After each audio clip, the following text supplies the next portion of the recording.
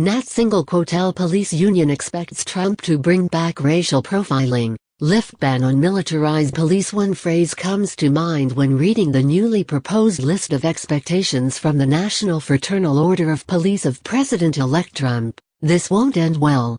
The FOP is the largest police union in America, boasting more than 330,000 members, across 2,200 departments.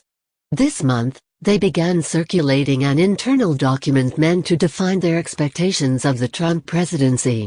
The expectations are nothing short of pro-police state and anti-freedom.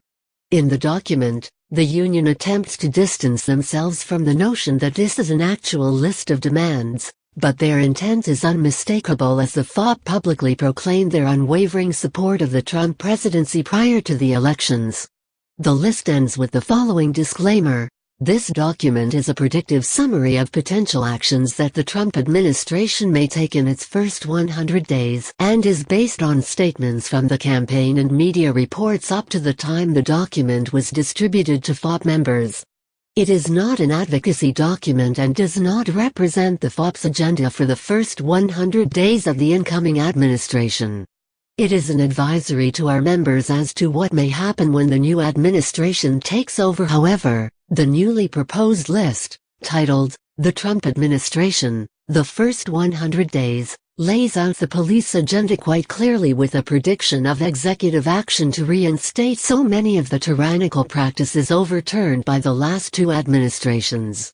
While Obama was certainly no champion of freedom, his administration was forced to respond to the ugly face of police militarization after it was exposed in Ferguson, citing the wars on drugs and terror to rationalize their actions. Federal assistance from the DoD's 1033 program and the DOJ's Edward Byrne Memorial Justice Assistance Grant has been escalating the militarization of American police forces for decades.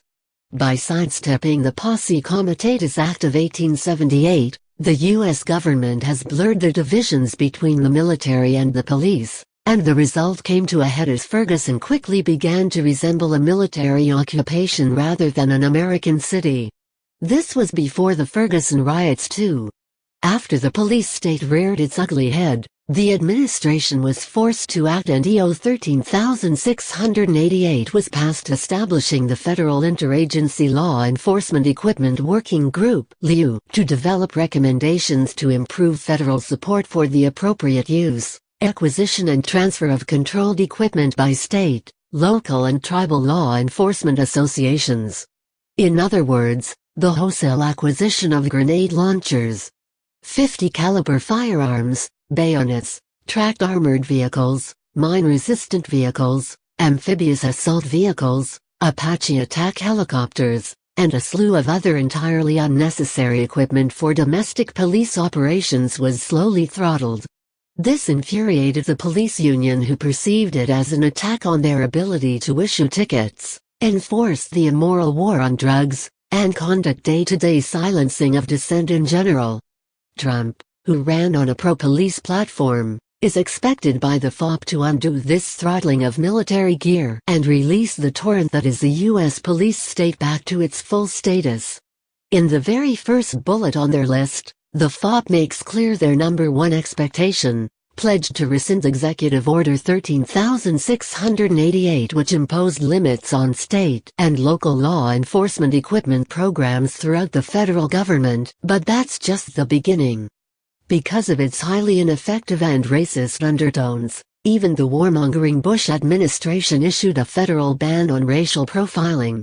In 2003, for the first time in history, 70 law enforcement arms in the U.S. were barred from using someone's racial makeup in decisions on law enforcement. For example, a team of drug war enforcers could not focus on a single neighborhood for narcotics enforcement based on the race of the occupants. The end of profiling was a small victory for those who found themselves under the thumb of government because of their race. However, Trump and the FOP opened expect to overturn this practice of persecuting individuals over their skin color. In the last bullet on their list, the FOP wrapped up their potential actions with the end of the ban on racial profiling.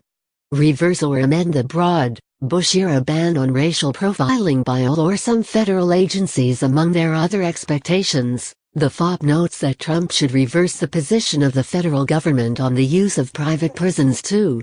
In a stunning turn of events, the U.S. Department of Justice announced in August it will no longer use private prisons to incarcerate federal prisoners, deeming the notorious for-profit facilities both less safe and less effective in providing correctional services than those operated by the government. They simply do not provide the same level of correctional services, programs, and resources. They do not save substantially on costs. And as noted in a recent report by the department's Office of Inspector General, they do not maintain the same level of safety and security, Deputy Attorney General Sally Yates explained in the announcement.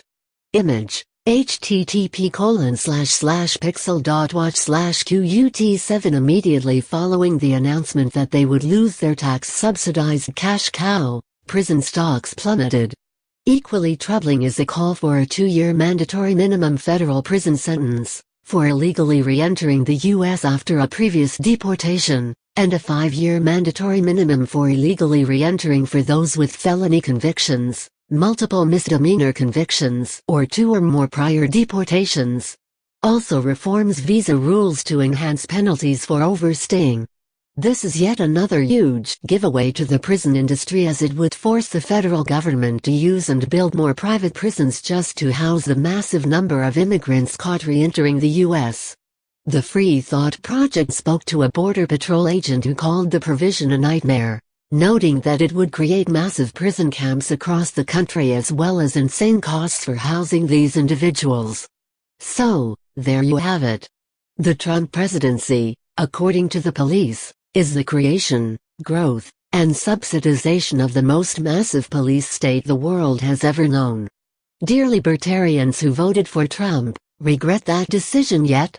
Read more at http://thefreethought project.com/Nat'l-police-union-demand-trump-bring-back-racial-police/pound-police/per game 0 UT2LFRK8D4.99